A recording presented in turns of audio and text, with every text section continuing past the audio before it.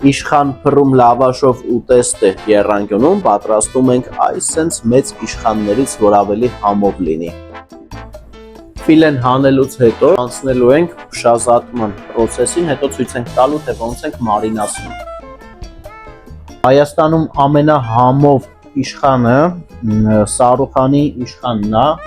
տեսեք ինչ պինդ միս ունի։ Mēs պատրաստում ենք մեր Շվեյցարիայից ժամանած հյուրերի համար, քանի որ այս տարի տուրիստական հոսքը շատ մեծ է, Սևանում ամրագրում անել չէր ստացվել ու գտել էին, կապվել էին մեզ հետ, որ փորձեին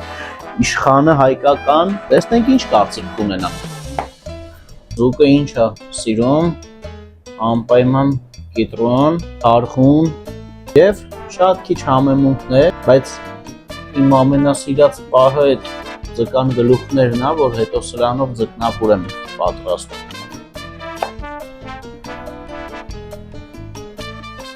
Այսինքն լավ համեմում ենք, աղ ենք ավելացնում, ձիթապտղի ձեթ ենք օգտագործում, խառնում ենք։